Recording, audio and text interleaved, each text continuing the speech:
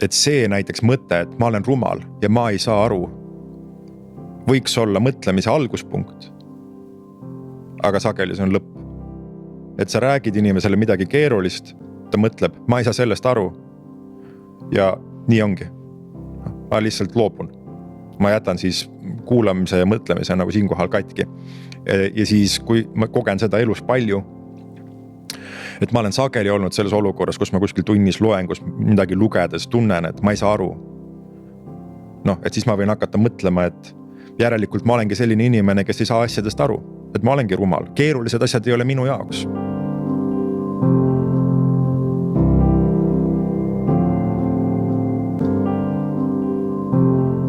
Tere tulemast kuulama podcasti Kas viga näed laita.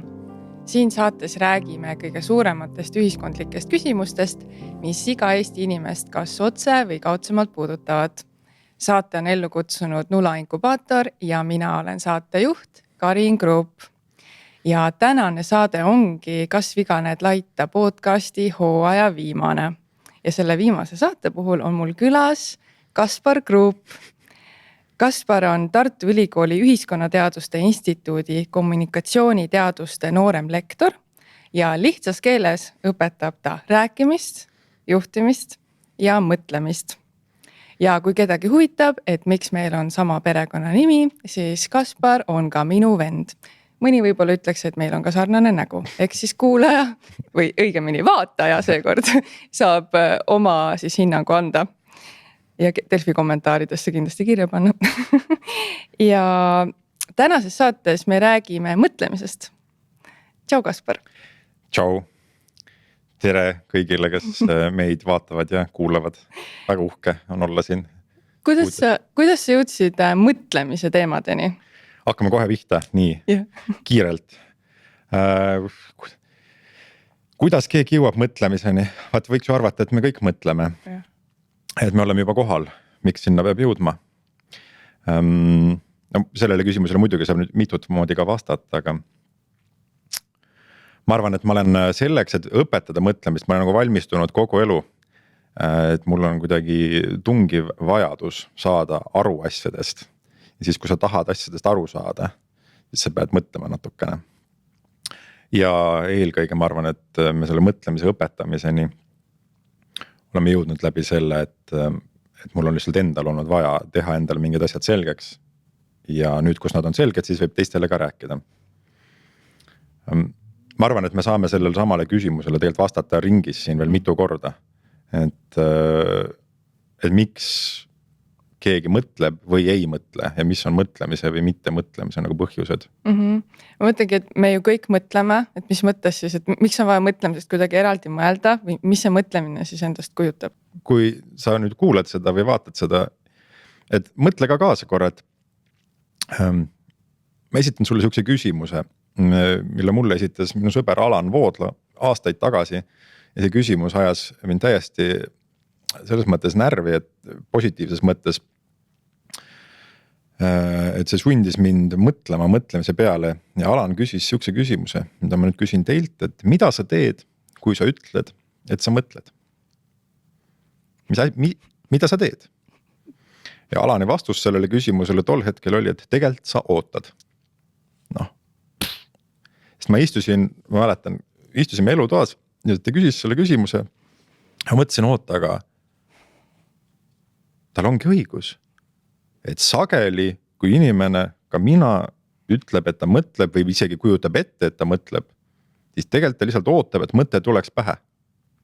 Et ma arvan, et me võib-olla ei teadvusta seda, aga hästi sageli mõtlemine on nagu mingi passiivne asi, miski, mis juhtub inimesega. Et mõtlemine on mingi asi, mis juhtub, mis toimub ise ja see ei ole tegevus, mida peab tegema. Aga tegelikult ju, jah, mõnikord mõtted tulevad ise pähe, aga kõik teavad, et alati need ei ole need mõtted, mis sa tahaks. Need võivad olla väga nagu rumalad mõtted, segavad mõtted, võib-olla tahad öösel magama jääda, sul on pea mõtteid täis, istud koosolekul ja peaks nagu mingit tarka juttu rääkima, aga siis on mingid täiesti rumalad mõtted peas. Et need mõtted, mis ise tulevad, võivad olla väga kasulikud, võivad olla mingid lahendused, ideed, mis hüppavad pähe, aga need võivad olla ka prügi. Ja nüüd, kui sa tahaks, et sul tuleks pähe need mõtted, mis parajasti on kasulikud või vajalikud, ja kui ma ütlen mõtted tegelikult noh, me võib-olla täna siia nagu pikemalt ei lähe, et ma tegelikult selle all pean silmas ka emotsioone ja tundeid. Et ma tingimata ei erista neid. Et kui sa tahaks, et sul tekiks nagu need mõtted, mis oleks praegu vajalikud ja kasulikud ja kaoks ära need mõtted, mida praegu vaja ei ole. Mida sa teed siis? Noh, mida sa teed konkreetselt ja kui ma õpetan ülikoolis, ma nagu, kui sa ütled üliõpilastele, et mõtle, et minu jaoks ongi õppejõuna hästi huvitavalt see küsimus, et aga mida nad siis teevad täpselt sel ajal, kui sa ütled talle, et mõtle. Ja hästi sageli mulle tundub, et inimesed istuvad ja ootavad, et neile tuleks mõte pähe. Aga äkki me saame midagi paremini. Et äkki me saame teha midagi rohkemat, kui lihtsalt oodata.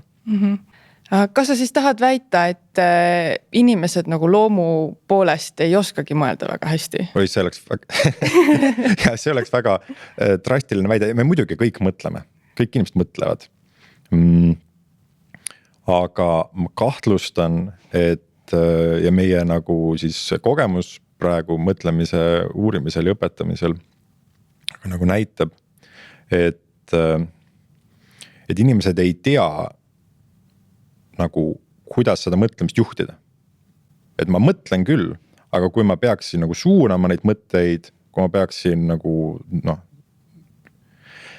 sattuma olukorda, kus mul need ise tekkivad mõtted ei aita mind, ma ei jõua mingi eesmärgini ja ma ei mõtle välja seda lahendust selle probleemile, mul ei tule pähe seda ideed, ma ei saa aru sellest asjast, et siis sageli inimesed löövad käega. Et mul ei tulnud seda mõtet pähe, nüüd järelikult ei tulegi. Ma ei leidnud seda lahendust, järelikult ei olegi seda lahendust. Et inimesed lõpetavad mõtlemise siis, kui see vastus ei tule neile pähe. Või siis on see, et sa oled emotsioonide tulvas ja ma ei saagi midagi teha, sest et kõik tulevad ja... Just, et ma lihtsalt olen nagu mingi mõtted ja tunded tapavad mind nagu rahe ja mina olen lihtsalt nende ohver, et ma kahtlustan, et see on väga paljude inimeste kogemus elus, et mõtlemine on isegi mingi nagu negatiivne asi natukene, et nad tunnevad, et nad on oma mõtete ohvrid. Ja seda, ma arvan, kinnitab ka asjaolu, et me peaaegu nagu ikkagi kõik tänapäeval ühel või teisel hetkel üksi oma mõtetega jäädes püüame teha midagi, et see ei oleks nii. Et sa võtad telefoni või paned klapid kõrva, et kui sa lihtsalt kõnnid tänaval punktist A punkti B, üha rohkem ja rohkem ikkagi me samal ajal nagu filtreeriks või mingi müraga summutaks need mõtted ära. Et mõtted tingimata ei ole isegi asjad, mida inimesed tahavad alati. Aga et äkki on võimalik, et me saame teha midagi selleks, et kontrollida seda mõttevoogu kuidagi, et ta ei oleks ebameeldiv ja meid kahjustav, vaid ta oleks meile kasulik, ta oleks hea millekski. Ja mulle tundub, et see on võimalik. Ma arvan, me peame siin korra ikkagi peatuma ka selle juures, et mis vahe on siis sellel mõttel ja tundel, et võib-olla mõni kuuleb, et see mõte, see ongi mingi suvaline lause, mis vilksad läbi, aga tegelikult me räägime siin millestki palju suuremast, mis on need emotsioonid ja me peame ikka kuidagi, ma ei tea, neid tundeid kalibreerima, et kuidas see mõtlemisega seotud?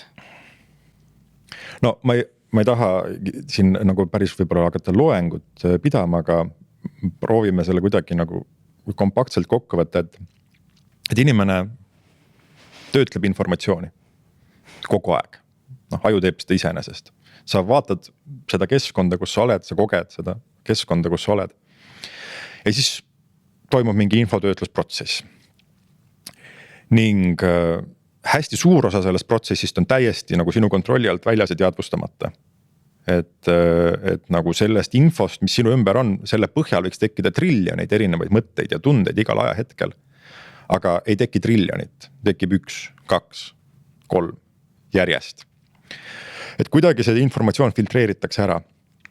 Ja nüüd, kui selle nagu tulemus siis on see, et sinu nagu teadvuses tekib mingi kujutis sellest maailmast, mida sa praegu kogesid, siis seda kujutist, mis käib siis millegi kohta, seda ma nimetakski mõtteks.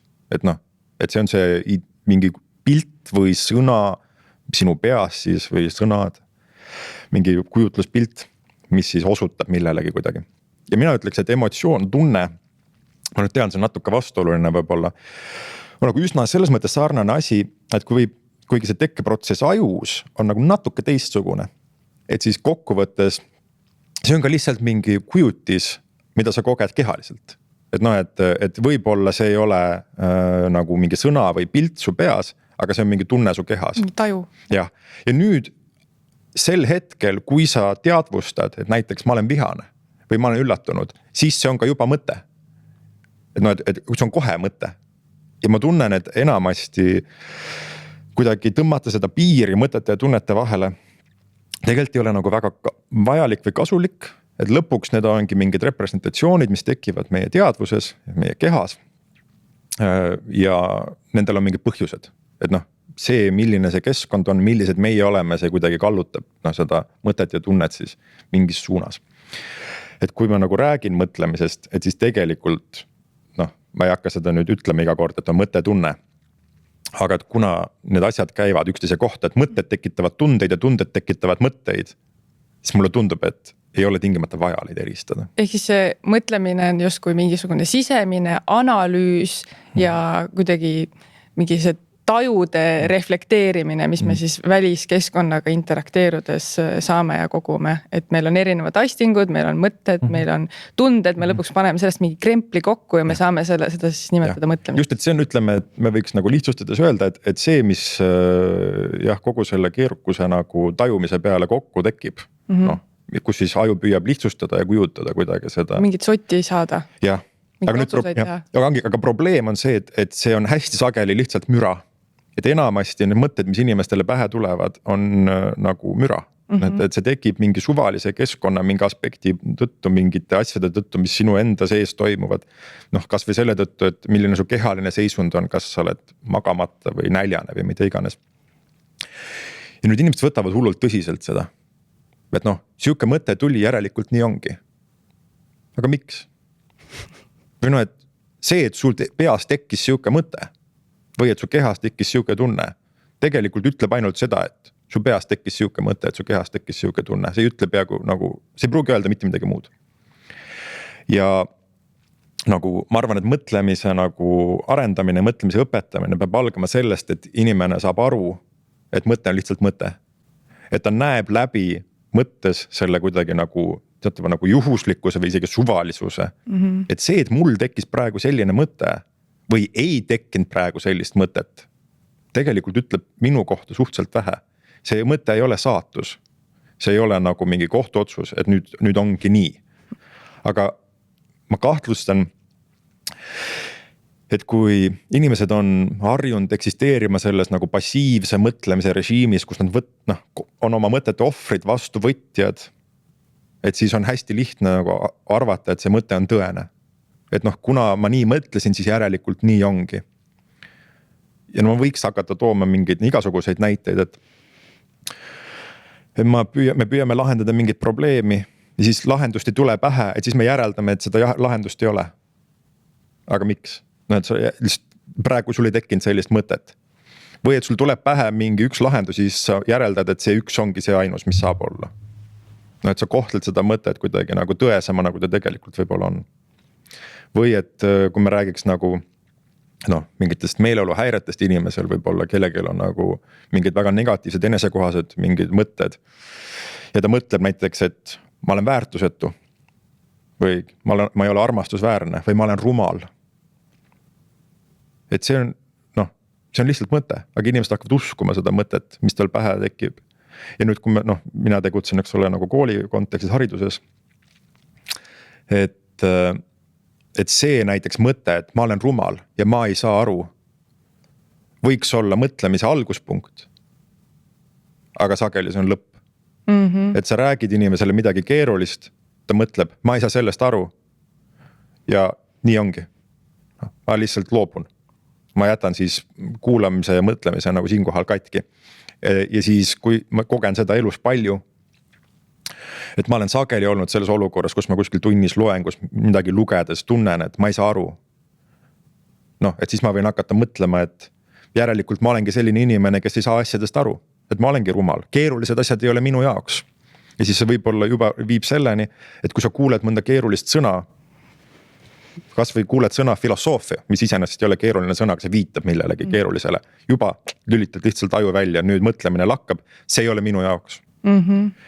Ja kui palju, ütleme, ülikooli kontekstis me puutume sellega kokku, kus keskkoolis tegelikult või ütleme üldhariduskoolis siis üldse inimene on nagu katki tehtud, et ta isegi tunneb, et ta ei tohi mõelda, nagu tal ei ole lubatud mõelda, et see ei ole mingi asi, mis tal tuleb välja. Ja siis sa pead nagu sisuliselt tegema loengu asemel või nagu teraapiat. Et inimesel tekiks üldse eneseusk, et mina olen ka võimeline asjadest aru saama, mina olen võimeline mõtlema ja ma olen keegi, kellel saavad olla huvitavad, väärtuslikud, kasulikud mõtted. See on hästi haakub sellega, mis Grete Arro meie podcastis ütles, et see ongi see iva, see ongi see mõtlemise tasand, et kui nagu sa ütlesid, et kui me satume mingisuguse probleemi otsa, mingisuguse väljakutse otsa, siis see võiks olla selline sütitav, mis paneb meid nagu edasi ahmima, edasi pusima. Aga tihtipeale on see kuidagi täiesti ära rikutud või see ongi see trauma paljudes meis, et tegelikult see mõtlemine ka õppimine on ja mis ongi siis nagu maailmast kuidagi soti saamine on tehtud nagu valusaks ja meil on sellega traumad. Ja teine asi, mis ma tahtsin veel siin peegeldada, oli see, et kuidagi rõhutada veel seda, mis sa ütlesid, et me suudame maailmast hoomata ainult nagu väga väikest protsenti, et mingi väga väike osa sellest, mis me keskkonnast tajume, tunneme, läbib nagu mingisuguse filtri ja jõuab meieni ja saab siis selleks meie mõtteks või meie selleks sisemiseks kogemuseks. Aga et juba põhimõtteliselt, miks ei ole sina või miks ei representeeri nagu adekvaatselt päris maailma, on see, et me lihtsalt ei olegi võimelised rohkem sisse võtma ja me saame ainult teadlikult juhtida, et mis osa maailmast me tajume, mis järeldusi me sellest teeme ja kuidas me seda nagu tervikpilti kokku paneme. Et kõik mõtted on lihtsustused maailmast ja see on hea. Et kui me tajuks maailma igas selles aspektis, kui me sinuga praegu tajuks kõike, mis on siin ruumis, see oleks esiteks üleliigne, ebavajalik ja ajaks meil juhtme täiesti kokku. Et me ei pea mõtlema selle seinamustri peale seal, mis kaamera taha jääb või selle vaiba mustri peale, mis on meie jalge all, see ei ole vajalik praegu. Et mõtted on lihtsustused, aga kui me oleme selles nagu passiivse mõtlemise režiimis, kus mõte lihtsalt juhtub, siis me võtame vastu selle lihtsustuse, mis iganes see tuli praegu. Ja kui me anname talle veel hinnangu, et järelikult nii ongi, et see ongi tõene, et siis me tegelikult teeme päris suure vea, et me hakkame kohtlema seda nagu mõtet reaalsusena, kuigi reaalsus on palju keerulisemaks. Aga mida me võiks teha ja millest me nüüd tõenäoliselt ka räägime, on see, et kuidas lihtsustada teadlikult, sihipäraselt, kasulikult. Et kui mõte on lihtsustus ja see lihtsustus on millekski hea, kuidas teha nii, et mul tuleks rohkem neid kasulikumaid lihtsustusi pähe? Kui me ütleme, et mõte on nagu teatav mingi lihtsustus, mis on omakorda lihtsustus, aga me ei pea seda avama niimoodi. Kui sa ütled, et sa õpetad mõtlemist, mida sa siis teed? Selles mõttes, ma arvan, ülikoolis näiteks ma tahaks näha õppejõudu, kes ütleks, et tema aines ei õpetata mõtlemist. Aga meil on konkreetselt siis hetkel käsil selline eksperimentaalne pilootkursus nagu mõtlemisharjumuste treening, kus me siis selle päriselt pealkirja all ongi mõtlemise aine nagu. Ja me teeme seal väga palju asju, aga kui ma võtan selle kuidagi kokku, et siis mida me teeme on see, et me õpetame, mida teha. Et kui ma tahan ise mõelda, ise käivitada mõtlemist, ise peatada mõtlemist, ise juhtida kuidagi oma mõtlemist. Mida ma siis teen ja meie eesmärk on olla hästi nagu selles mõttes konkreetne ja lihtne ja selge, et igaüks saaks aru, mis asi see on, mida ta võiks teha oma pea sees, et paremini mõelda. Ja ma kahtlustan, et see on asi, mis ma arvan ongi sageli juhtub, et võib-olla kui ma korraks kaldun kõrvale, et meil on mingid sõnad, mida inimesed kasutavad, mille puhul nad arvavad, et kõik teavad, mida see sõna tähendab. Et me õpetame veel juhtimist ja strateegilist mõtlemist ja asju.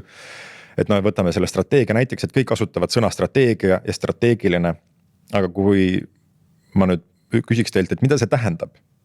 Et ütleme, et on strateegiline kommunikatsioon ja mittestrateegiline kommunikatsioon. Strateegiline plaan, kas on siis ka mittestrateegiline plaan, et mis on nende kahe asja erinevus, mida see sõna strateegiline tähendab päriselt? On väga raske olla täpne, on väga raske nagu väljendada selgelt, et mis asi see siis tegelikult on. Aga me käime ringi ja me räägime, nagu me teaks, mida see tähendab, see sõna. Ja mõtlemisega minu meelest on natukene sama asi, et me kõik käime ringi ja arvame, et me teame, mis asi see mõtlemine on, me räägime nagu me teaks, mis asi on mõtlemine, aga kui ma küsiks, et mis asi see mõtlemine on, et mida sa teed, mis see spetsiifiline tegevus on, siis oleks väga raske määratleda täpselt seda mõtlemise protsessi, mis on kuidagi aktiivne ja sinu tahtele alluv. Et noh, mida me püüame teha, on teha see tõesti nii selgeks, et sa sul ei ole enam kunagi segadust selles osas, mida sa teed. Ja noh, kõige esimene asi on see, et kust meie see nagu idee läks käima. On, et mõtlemisel on vaja nagu mingit alguspunkti. Midagi, mis käivitab seda. Ja mulle tundub, et nagu natukene lihtsustan, et hästi hea alguspunkt on küsimus. Et kui ma lihtsalt istun, ma toon ühe näite, et ma istusin mõnda aega tagasi arvuti taga ja püüdsin lahendada ühte probleemi. Tund aega jõllitasin vaheldumisi arvutiekraani aknast välja ja no ei lahene ära. Ei tule välja. Ja siis, kui ma olin juba üsna frustreeritud, siis ma korraks mõtlesin, oot, et Kaspar, mida sa teed praegu? Et kas sa isegi mõtled praegu? Ja siis ma sain aru, et ma ju lihtsalt ootasin kogu selle aja. Ja see oli esimene küsimus, kas sa isegi mõtled? Ma sain aru, et aga tegelikult ma praegu ei mõelnud, ma lihtsalt ootasin lahendust. Ja siis ma küsisin järgmise küsimuse, mis see probleem tegelikult on? Mis osadest see koosneb?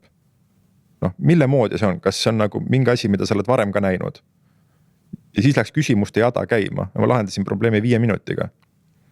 Ja mulle tundub, et nagu selle küsimuses on hästi palju asju koos, sest küsimus käivitab sellepärast, et küsimus viitab vastusele, ta motiveerib, sul tekib kohe tunne, et okei, meil on kuskile minna siit, mitte et ma lihtsalt nagu käin kuskil ringi ratast, sageli ongi mõte käib ringi ratast lihtsalt, et mul on kuhugi jõuda. See on natuke konkreetsem ikkagi, kui lihtsalt kuskil hõljuda.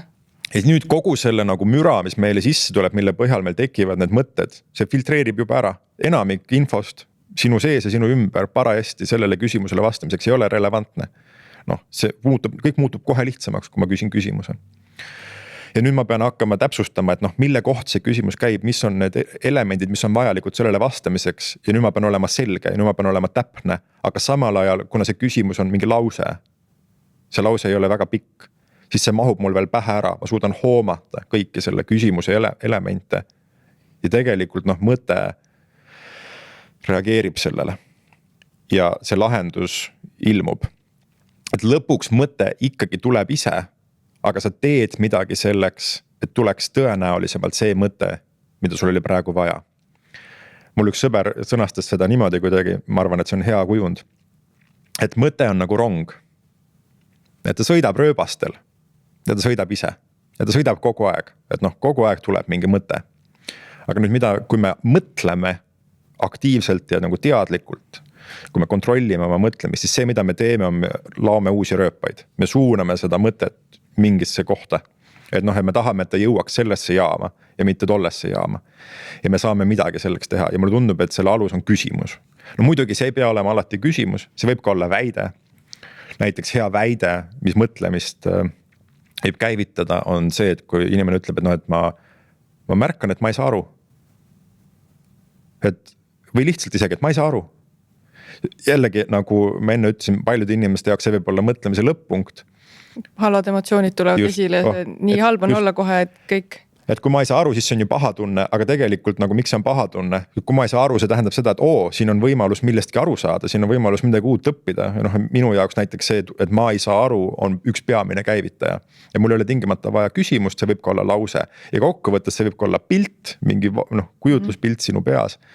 Aga et see on mingi nagu stiimul, mille sa annad endale, mis on nagu lihtne, konkreetne ja edasi viiv. Ja hästi lihtsalt öeldes, see, mida me nagu õpetame, kui me õpetame mõtlemist, on, et kuidas ennast selliste lausete, küsimuste, piltidega käivitada. Nüüd siin võiks tekkida kohe küsimus, aga kus sa tead, mis see küsimus on? Kust see lause tuleb? Sest see on ju ka mõte omakorda. Ja veel kuidas ära hoida siis neid mingid negatiivsete mõtete ladu, mis tekib vahel mõne küsimuse peale. Ja või et seda, et sellele ei tule vastust ja siis sa jääd jälle kordama, sa jääd mingisse ringi kinni, eks ole. Tupikusse, kust välja ei saa. Et jällegi ma arvan, hästi kõik inimesed teavad, mis kogemus see on, et kui see mõte on nagu mingi, sa oled nagu orav rattas, et see lihtsalt ringleb ja ringleb, aga sa ei saa kuidagi välja selle mõtte sees, see tuleb uuesti tagasi. Et see on see nagu koht, kus see asi läheb natuke keerulisemaks. Et on minu nagu sügav veendumus ja seda ka teaduskirjandus üldiselt nagu näitab ja meie kogemus täna ka mõtlemiskursuse sellest piloodist. Et selleks, et õpetada mõtlemist, ehk siis seda selle protsessi niimoodi juhtimist, et sa esitad endale neid küsimusi või väiteid või pilte, mis siis suunavad edasi. Selleks, et seda õpetada, tuleb õpetada eelkõige mõtlemist. Noh, me ütleme metamõtlemist. Psühholoogid veel ütleks selle kohta metakognitsioon, aga sõna kognitsioon on keeruline sõna, mis tekitab inimestel palju emotsioone. Ütleme lihtsalt metamõtlemine või mõtlemisest mõtlemine. Ja see metamõtlemine siis on vajalik meile selleks, et me saaksime välja mõelda neid küsimusi, neid lauseid, neid pilte, mida endale esitada ja et me tunneksime isegi ära, et selle järele on vajadus. Ja kõik inimesed, kes nagu näiteks on kunagi tegelenud mingi mindfulnessi mediteerimisega, noh, need teavad kohe, millest ma räägin, kui ma ütlen, et selle metamõtlemise nagu aluseks on märkamine. Ma märkan mõtet või selle puudumist. Või sa tunnet? Jah, või selle puudumist. Et see on kõige esimene asi, mida me õpime, kuidas märgata mõtet ja kuidas näha, et see on lihtsalt mõte. Ja meil on siis nagu see treeningprogramm, võiks öelda, mõtlemisharjumuste treening, kus siis üliõpilastel on 3 korda nädalas on kodutööd, väiksed, nad seda ei pea kuskil esitama, aga nad ise peavad harjutama, harjutama näiteks ongi mõtete märkamist. Ja siis me hakkame seda mõtlemisprotsessi vaatlema, me näeme, kust need mõtted tulevad, miks sellised mõtted tulevad, kuhu need mõtted lähevad, kas need jäävad korduma, kui nad lähevad samasse mingisse auku kuidagi alati, siis me hakkame võib-olla pidurdama oma automaatseid reaktsioone, mis meil tekivad.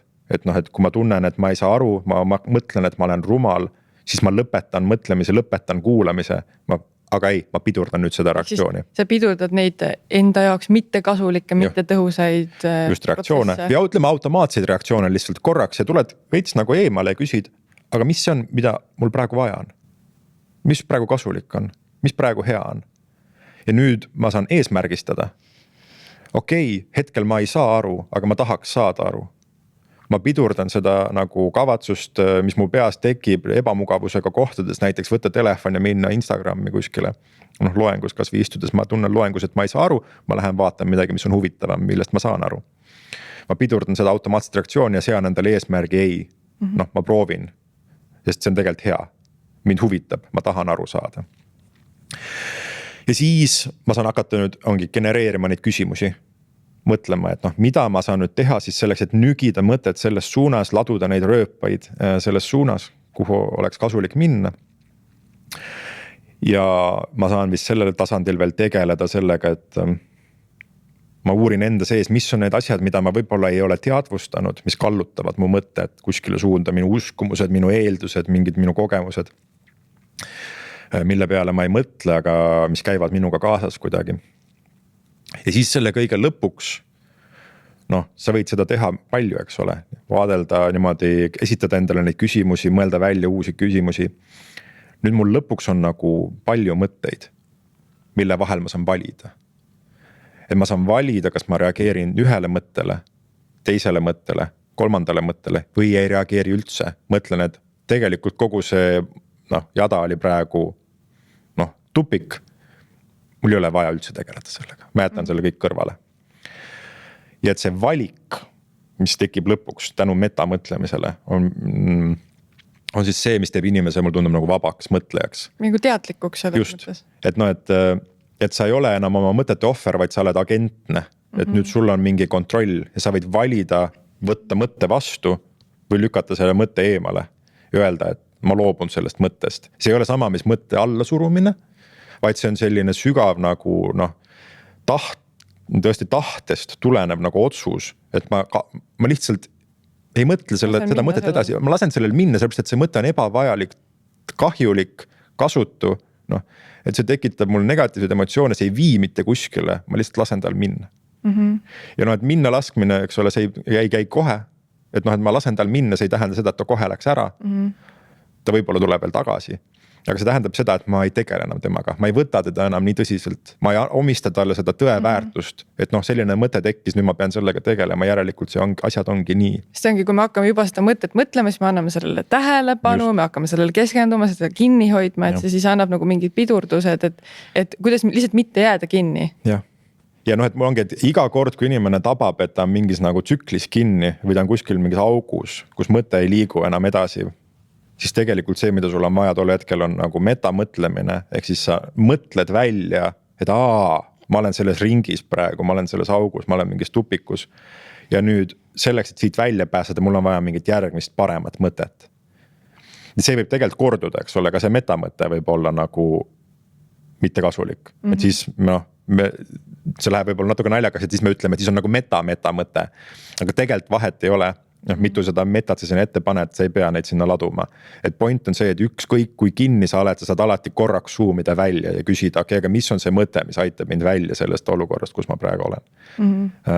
Et mis mõte ma pean nagu lihtsalt seisma panema, talle kuskile ära nagu minna laskma. Et sellest tsüklist välja saada, et sa saad alati reguleerida ise seda mõtteprotsessi. Ja tegelikult inimesed, ma kahtlustan nagu võib-olla kuulates ka praegu tekib see tunne, et see on ju siis ülemõtlemine kuidagi, et et siis sa mõtled veel rohkem ja kuidas see parem on. Aga et kui ma olen sellest nagu ringis kinni ja tunnen, et see on see ülemõtlemine, näiteks ärevus, eks ole. Et siis see ei ole kvaliteetne mõtlemine. Et metamõtlemine, kus ma mõtlen rohkem, ma mõtlen ka paremini. Ma mõtlen, et kuidas ma edasi saan siit. Ja lõpuks see võib tähendada seda, et tegelikult mõtled vähem või mõtled nagu selgemalt. Et sa mõtled piisavalt palju, et saada aru nagu, et mida ei ole vaja mõelda mingis mõttes. Et nagu natukene naljatledes, aga natukene tõsiselt ütlen, et tegelikult ülemõtlemise nagu ravim on rohkem mõtlemine, aga lihtsalt paremini. Et sa pead nagu nägema läbi kõik need viisid, kuidas su enda mõte praegu nagu läheb krussi ja siis sa lihtsalt leiad selle koha üles, kus see läbi lõigata ja öelda, et seda kõike tegelikult ei ole vaja. Aga võib-olla selleks sa pidid käima mingid 5 kihti läbi. Ma ei tea, võib-olla on paljudel seda kogemust ka, et justkui see teadvele tuleku mingi protsess, et tihti see juhtub ka siis, kui sa oled elus nagu mingites väga rasketes kohtades, mis tegelikult tähendab justkui seda, et seda müra ja seda kannatust sinu peas, sinu sees on nii palju, et tegelikult vaata sa võib-olla motiveerud või aktiveerud, et ennast sealt välja tegelikult mõelda lõpuks või töötada. Ma tahtsin, mul oli 2 küsimust vahepeal, et kui sa ütled, sa õpetad mõtlemist, et teil on mingi kursus, et kui pikk see kursus on, et inimene saaks siis nii-öelda treenitud mõtlejaks, see on üks küsimus. Okei, et treenitud mõtle võib-olla kuulajale kõlab nagu halvasti, et me kindlasti ei õpeta seda, et mida mõelda, vaid me anname lihtsalt tööriistad, mille abil mõelda. Ja see nagu metamõtlemise arendamine on nagu, sellel on põhimõtteliselt kohene efekt, mis on päris huvitav, et tudengid kirjutavad refleksioone ja ma näen juba esimesel-teisel nädalal, kus inimesed raporteerivad, et vau, ma ei ole kunagi oma elus mõelnud oma mõtlemisest või mõelnud nii. Ma juba praegu tunnen, kuidas mingi mu ärevus väheneb, kuidas mõte läheb selgemaks, kuidas see väga kaootiline, ebameeldiv, mingi mõtete tormu peas vaibub, kuidas ma saan mingi maha rahuneda, magada, mida iganes. Et see efekt on kohene, sellepärast, et metamõtlemine on ikkagi mõtlemine. Et kõik, mida mina tegin, on lihtsalt osutasin, et kas sa oled kunagi mõelnud, et sa võiksid mõelda oma mõtlemisest ja rohkem ei olnudki vaja. Aga natukene treening muidugi aitab sealt edasi, aga paljudel juhtudel see efekt on nagu siuke. Aga et siis see metamõtlemise osa ainest on nagu intensiivselt 8 nädalat, 2 kuud, mille jooksul me siis näeme nagu päris suuri muutusi, siis aine teine pool me tegeleme natukene rohkem siis selle nagu mitte ainult endast mõtlemisega, vaid ka teiste mõtlemisega, maailmast mõtlemisega. Meil on just täna õppekäik Ida-Tallinna Keskhaiglasse, kus me läheme uurima arstide mõtlemist, et kuidas arst mõtleb, et saada aru kellestki teisest, mis tema peas toimub. Ja selle 8 nädalat pluss siis 7 nädalat on see teine pool. Selle efekti me oleme natukene nüüd uurinud ka, et me tegime intervjuu tudengitega 6 kuud pärast aine lõppu ja tuvastasime, et siis see nagu metamõtlemise harjumus üldiselt oli kõigil veel küljes, et see ei olnud kuskile kadunud, sest sa tegid hästi palju seda selle aine jooksul lihtsalt. Ehk siis see aine on nii pikk, et sa saad piisavalt kordusi, et lõpuks lihtsalt tekib see harjumus. Ja kordused just ongi, see on mõtlemisharjumuste treening, eks, et harjumus on selle alus. Ei ole mingit mõtet mul rääkida, et mis see mõtlemise teooria on niimoodi, et me ei harjuta seda mitu korda. Ja nii, et sul ei teki harjumust. Minu jaoks nagu teadmine on üldse igav. Et kui inimene teab, aga ta ei tee lähtuvalt sellest teadmisest. Mis point on? Et see aine on üles ehitatud niimoodi, et inimene teeb hästi palju kordusi, nagu mediteerides. Sul on meditatsiooni äpp, sa teed iga päev mingi korduse, eks ole. Ja siis sul tekib mingi harjumus sellest, siis alles mõte hakkab muutuma. Et me ka püüame nagu teha hästi palju kordusi ja me näeme, et sellel on nagu tagajärg. Ja hariduses kordustel on nagu negatiivne, näiteks tähendus, see on nagu mingi tuupimine või trillimine, aga see on lihtsalt halvasti disainitud kordused. Kui sa teed kordused ägedaks, siis need töötavad, sellepärast, et niimoodi tekivad harjumused. Ja. See teine küsimus, mis mul vahepeal spontaanselt tekkis, oli see, et kui me räägime teadlikkusest ja siis juba mainisid mindfulnessi ja väga palju, ma arvan, mindfulness või selline, ma ei tea, teadveloleku kunst või mis iganes nimetusega me seda mainime või räägime sellest, et see on kuidagi väga populaarne teema ja kõik me võiks mediteerida ja selle eesmärk on ju samamoodi võtta seda mürataset nagu peas vähemaks. Et kuidas nüüd see mõtlemistreening erineb siis lihtsalt nagu mediteerimisest? Et mis see oluline vahe seal on või ka? Ja see sõltub sellest, et mida inimene nagu siis teeb mediteerides või neid meditatsioone ja neid lähenemisi on hästi palju erinevaid. Et sellel on tohutu ühisosa, sellepärast, et sisuliselt nagu kui me väga nagu võtaks tõsiselt seda meditatiivset praktikat ja treeniks seda, et siis see ongi metamõtlemise treening, see ei olegi midagi muud. Aga et kui ma lihtsalt istun, teen mingit mindfulnessi, et mis ma lihtsalt märkan mõtteid, vaatlen mõtteid ja lasen neil minna, et siis mida ma teen on, eks olen see märkamise, vaatlemise ja pidurdamise osa. Ehk siis saad korraks natuke selgust, et sa hakkad üldse märkama, aga samas minu meelest meditatsioonides, isegi kui on juhendatud meditatsioonid, siis kuidagi väga tihti sa ei saa aru tegelikult, mida sa päriselt teed. Või nagu sa tegelikult ei saa aru, et sa tegelikult sorteerid oma mõtteid ja proovid leida nagu kõige paremaid mõtteid, mida mõelda.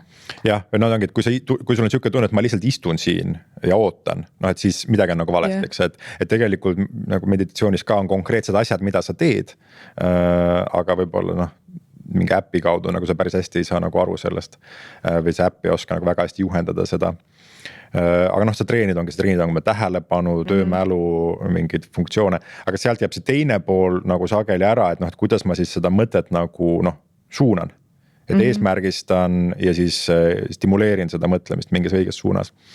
Et need asjad täiendavad üksteist. Aga et lõpuks selle meditatiivsel treeningul on nagu veits teised eesmärgid ka.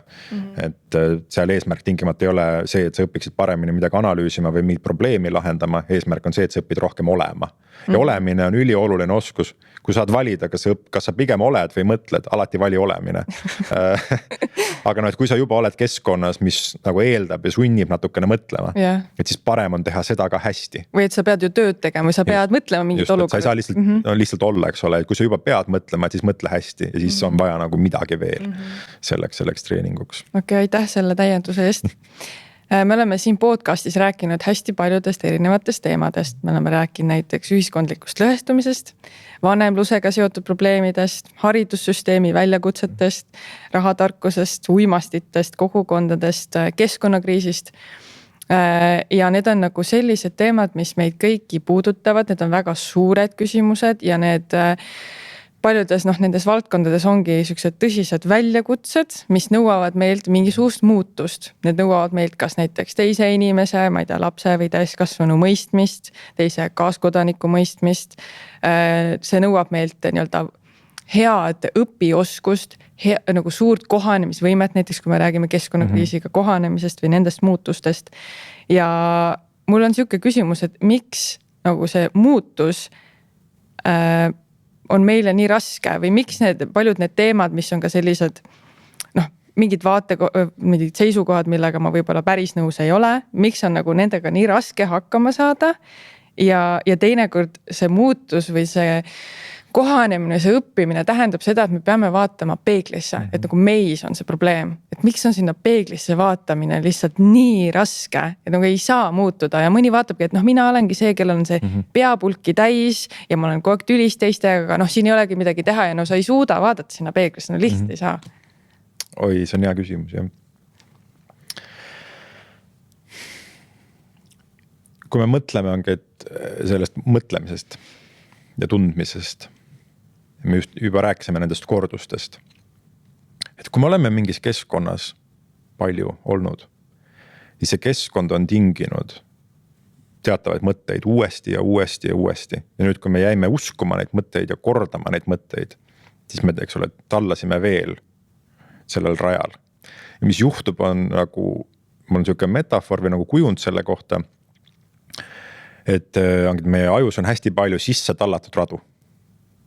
Ja see on hästi nagu, see on paratamatu ja väga loomulik, et mida rohkem sa oled mingit mõtet mõelnud, seda tõenäolisem see on, et sa mõtled seda sama mõtet ka tulevikus, sellepärast, et sa oled ajust raja sisse tallanud. Ja mis see tähendab, see on füüsiliselt see, et sul ongi nagu aju struktuur selline, et see mõte jaoks ongi oma sagar. Jah, seal on nagu mingid bioloogilised mõisted veel, et kui kui kuulaja teab, mis asi on müeliniseerumine näiteks, et siis ta saab aru, millest ma räägin. Aga jah, et sul on mingi füüsiline nagu struktuur lõpuks, mis tekib selle tagajärjel, et sa oled hästi palju mingit asja mõelnud. Ja nüüd sa oled sisuliselt nende paljude sadade tuhandete võib-olla korduste tõttu, mis sa oled oma elu jooksul teinud, sa oledki nagu kimpharjumusi. Ja iga inimene teab väga hästi, kui raske on muuta harjumusi. See on üks raskemaid asju, eks ole, mida sa saad teha, sellepärast, et see on harjumus. Ja sul on nagu mingi struktuur, eks ole, mis käib kaasas selle harjumusega, mida sa ei saa lihtsalt nagu katki murda niisama.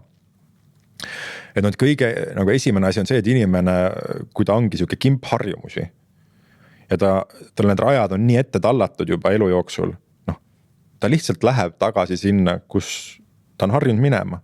See ei ole isegi tingimata sellest, et ta tahab või et see on nüüd mingi hullult mugav, aga see lihtsalt juhtub kuidagi. Ja nüüd on huvitav siis see, et kui mingit mõtet nagu eriti palju tallata ja korrata, et siis lõpuks sa hakkad nagu uskuma seda ja sul tekib ikka uskumus. Et mina ütleks, et uskumus on mõte, mida inimene on harjunud mõtlema. Et see tuleb kogu aeg tagasi ja ta omistab sellele alati tõeväärtuse. Oota, ma tahan tuua siia metafoori, mis mind on aidanud, et need uskumused või nii-öelda mingid tuumuskumused lausa ja mingid mõtted, mida me hästi palju mõtleme, et kui me vaatame, et meie aju on nagu kaart või siuke teede rägastik, et siis need uskumused on nagu maanteed. Need on need, kus on hästi kiire sõita, see on alati kõige otsem tee, see on hästi lihtne ja siis see uus harjumus on nagu mingi võsavahe, mida alguses pead nagu hekseldama puhtaks, aga teed, kui sa oled korra tee ära puhastanud ja hakkad nagu käima seal. Siis läheb lihtsamaks. Jah, ja tegelikult sa saad selle uue tee teha palju otsemgi, kui on see maantee. Väga ilus kujund, see on täpselt see, kuidas ma nagu ka mõtlen sellest, et kui mul on see uskumus, et siis mingis mõttes nagu kõik teed algavad sellest ja kõik teed nagu viivad sinna. Aga et võib-olla see ei ole nagu see koht, kus tegelikult peaks käima. Ja sa käid seal ainult, aga sa käid seal sellepärast, et sa oled harjunud, sellepärast, et koolis ja kodus ja töö juures kogu aeg oli mingi sama asi uuesti. Sõida ikka mööda seda teed. Ja kõik teed viivad lõpuks Rooma. Ja nüüd sinu küsimuse juurde nagu asudes siis, et kui inimesed on sellised paratamatult ja see ei ole kellelegi etteheide või süüdistus, me kõik oleme oma harjumuste nagu mingis mõttes nagu orjad. Et siis nagu muutuda on väga raske just sellepärast, et mul on see harjumus ja kui mul on see harjumus nagu piisavalt intensiivne, siis mul on see uskumus. Ja ma arvan, et see, kuidas ma mõtlen, et see, kuidas ma tunnen, et see ongi tõde, et see ongi nii. Ja kuidas ma saan seda nagu muuta, kuidas ma saan mitte uskuda oma uskumust. See on ju definitsiooni, uskumus on ju see, mida ma usun. Aga siin ma pean jälle tsiteerima kolleegi Alanit, kes ütles, et geniaalse lause, et ma ei pea uskuma oma uskumusi. Mis oli järjekordne nagu plahvatus minu jaoks ja see aines on see lause ka hitt meil. Et ma ei pea uskuma oma uskumusi, see on lihtsalt mõte, et see on küll mõtle, mida sa oled väga palju mõelnud, sa oled harjunud seda mõtet mõtlema, aga tegelikult see on lihtsalt mõte.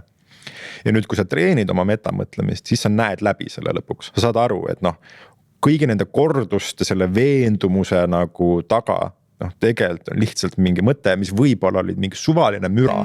See oli mingi lampasi, õpetaja ütles sulle 3. klassis või kuskil algkoolis, et matemaatika ei ole sinu jaoks ja mingil põhjusel sa jäid seda mõtet kordama ja hakkasid seda uskuma, aga see oli lihtsalt müra, see oli juhus. Aga nüüd sinul on uskumus, mis mõjutab kogu su elu nagu.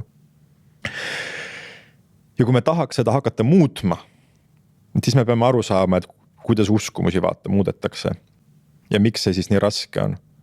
Ja minu jaoks seal on huvitav nagu, seal on hästi palju kihte, aga kõige huvitavam on see sotsiaalne aspekt uskumustest. Et lõpuks meie uskumused, kui me neid nagu teistele välja näitame kuidagi oma elus, need moodustavadki meie identiteedi.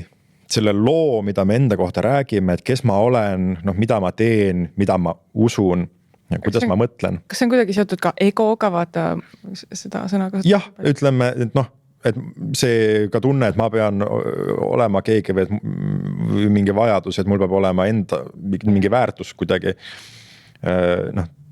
See tulebki sellest, et me tahame, et teised nagu näeksid meie identiteeti ja siis kinnitaksid, et neile meeldib see, mida nad näevad.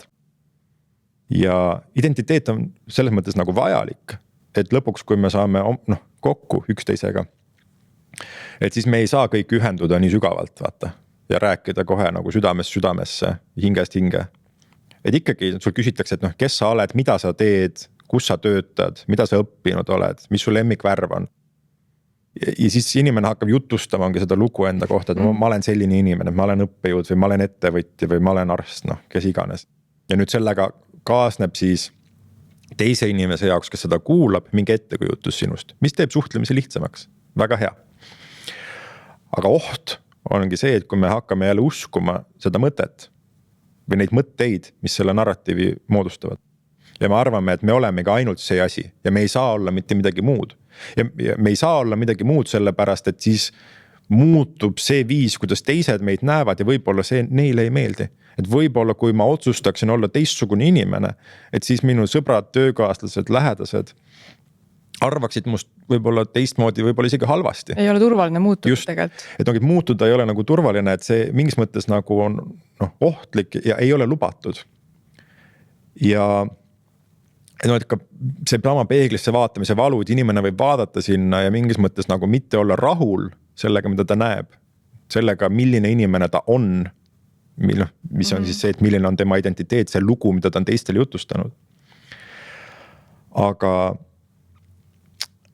et ta ei pea jääma uskuma seda. Ja see lahendus minu meelest väga paljude nagu probleemidega, ka mida sa nimetasid. Miks ma arvan, et metamõtlemisel on see väärtus ühiskonnas, et miks me kõik selle pilootkursuse ette oleme võtnud ja miks me tegeleme sellega.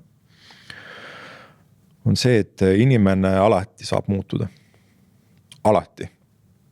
Et jah, sul on need sisse tallatud rajad, aga sa võid alati talluda sisse uue raja. Jah, sul on need uskumused, aga sa ei pea uskuma neid uskumusi. Jah, sul on see lugu, mida sa oled jutustanud enda kohta kõigile teistele ja seda on võib-olla piinlik ja ebamugav muuta, aga sa võid seda muuta. Ja me oleme võtnud selle kokku kontseptsiooni, selle sõnastamisel aitasid ka sõbrad kaasa. See oli väga äge hetk, kui me saime sellele pihta. Et selleks, et muutuda, on inimesel vaja luba. Et mul on vaja luba muutuda. See taipamine tuli sellest, et me rääkisime sellest identiteedi ja uskumuste teemast ja siis üks sõber ütles, et tunneb, et tal ei ole nagu lubatud, et ta ei tohi. Sest ongi, et mida teised siis arvavad. On turvalisem mitte muutuda ja sul ei ole alati ka seda keskkonda, kus nagu, mis annaks selle võimaluse nagu eksperimenteerida, et aga tegelikult muutume korraks. Ja samas on palju inimesi, ka võib-olla ongi mõned need inimesed, kes seda saadet kuulavad ja vaatavad, on nagu kogenud seda või nad tunnevad, et aga mis mõttes mul ei ole lubatud, et kui ma tahan, siis ma muutun. Ja osad inimesed võib-olla ongi, lasevad ennast vähem häirida lihtsalt sellest, mida teised usuvad, arvavad, ootavad neist. Ja neil ongi lihtsam muutuda. Ta usub praegu üht ja võib-olla ta usub homme teist ja ta muudab kogu oma identiteeti. ja ta ei küsi kelleltki luba selleks, tal ei ole vaja, ta annab ise endale selle loa. Aga ma arvan, inimesed, kes on nagu tundlikumad teiste ootuste suhtes, mis ei ole iseenesest negatiivne asi, eks ole, ühiskonnas, kui sa oled nagu veits sotsiaalselt niisugune tundlik. Kui nad on tundlikumad, siis nad ei näe, et nad võivad ise anda endale loa ja nad lähevad seda luba kuskilt otsima. Ja nüüd, kui me selles raamistikus hakkame mõtlema, siis me näeme väga huvitavaid asju, et kust inimesed siis saavad seda luba. Et hea on, kui sa lähed teraapiasse. Või koolis saad loa. Nojah, võib-olla koolis oli mingi tore õpetaja, eks ole, kes ütles sulle, et sa tohid. Et ma annan sulle loa, anda endale luba. Või näiteks oli see, et sul oli üks õpetaja, kes kogu ütles sulle, et sa ei ole matas hea ja tuli järgmine õpetaja, kes andis loa sulle olla matas hea. Jah, eks ole. Et võib-olla sellest piisaski, ma arvan, iga inimese elus on loodetavasti on keegi õpetaja, eks ole, keegi inimene, kes on talle lubanud nagu andnud mingisuguse loa, eks ole, muutuda. Aga et võib-olla sa oled omadega jännis ja nüüd sa otsid seda võimalust nagu muutuda ja sa lähed teraapiasse. Ja teraapias, psühhoteraapias, siis kõige suurem efekt teraapias on terapeutilisel suhtel. Ehk siis sellel suhtel, kus sa istud koos kellegagi, kes ütleb sulle, et tead, sa võid olla ükskõik milline. Siin ruumis sa võid katsetada, mõelda ükskõik mida, tunda ükskõik mida. Mina aktsepteerin sind sellisena, nagu sa oled siis. Ja see ongi see luba muutuda. Ma olen üsna kindel, et sellepärast see terapeutilise suhte efekt on nii tohutu suur nagu, et inimene saab kelleltki lõpuks ometi loa katsetada, proovida, mõelda teistmoodi. Aga kõik inimesed ei jõua teraapiasse. Ja ma kahtlustan, et nagu kõiksugused autoriteedid inimeste jaoks võivad olla selle loa allikas. Et sa ei lähe terapeudi juurde, aga sa lähed mingi selgeltnägija juurde või mingi posija juurde. Või ma ei tea, kas kirikuõpetaja juurde või mis iganes. Ja ütleme, et sa lähed kuskile kellegi juurde, kes on sinu meelest autoriteet. Ja tema annab sulle selle loa muutuda ja siis sa muutudki. Et ma arvan, et need inimesed, kes saavad, ütleme, mingitelt siis alternatiivsetest allikatest kuskilt abi, mitte et ma propageeriks seda, sest ma arvan, et need inimesed võivad teha ka enda teadmata palju kahju. Aga mõned inimesed võivadki saada abi, sest see, mida neil oli vaja, see, mida nad läksid otsima, oli see luba muutuda. Ja nüüd keegi, kes on tema meelest tõsiselt võetav, kes on kuskil ajakirjade kaantel, ütleb, et sa võid olla teistsugune. Ja ma arvan, et see on inimühiskonnas tegelikult nagu palju levinum nähtus, kui me võib-olla nagu teadvustame, et kuidas inimesed otsivad seda luba läbi mingite rituaalide, läbi mingite tegevuste, et tunned, et ma pean nagu minema kuskile, tegema läbi mingi füüsilise mingi protsessi ja siis mul on nagu luba muutuda. Pean kolima välismaale näiteks, saab kõik oma vana identiteedi maha jätta. Jah, pean reisima või nagu, et mul on vaja nagu, et teha midagi kuidagi selle jaoks. Või mingit vabandust, et mis ma nüüd muutunud olen.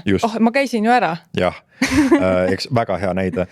Ja ma arvan, et kui me mõtleme nagu selle peale, et milline ühiskond üldse on, et siis tegelikult see on see luba ja ootus, mis on loa nagu teine külg. Ongi hästi olulised mehhanismid, et kui me mõtleme kas või mingi hõimuühiskonna peale, kus on mingi täiskasvanuks saamise riitus näiteks. Et poiss läheb džunglisse 3 päeva hiljem tuleb tagasi ja on mees. Kas ta tegelikult sai 3 päevaga seal metsas nagu meheks või see on see ühiskonna luba talle panna see lapse identiteet kõrvale ja võtta nüüd see täiskasvanu identiteet. Et ma arvan, selliseid rituaale on ühiskondades ka tänapäeval hästi palju, kus me nagu teeme läbi mingi protsessi ja siis me tunneme, et see protsess on andnud meile õiguse saada kellekski teiseks. Aga metamõtlemise treening aitab kogu sellest mürast läbi näha ja taibata, et oma nagu olemuselt, vundamendilt need kõik on lihtsalt mõtted. Ja sa ei pea uskuma seda mõtet, mis su pähe tuli ja sa võid valida mingi teistsuguse mõtte.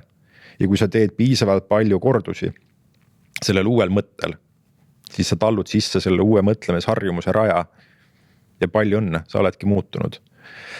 Et ma kahtlustan, et hästi paljud inimesed võib-olla otsivad oma elus mingid gurusid, õpetajaid, kedagi, kes annaks neile selle loa ja siis võib-olla kuskil kõrges keskeas või isegi hiljem ühel hetkel taipavad, et mida ma otsisin, kus ma käisin, ma olin kogu aeg siin ju.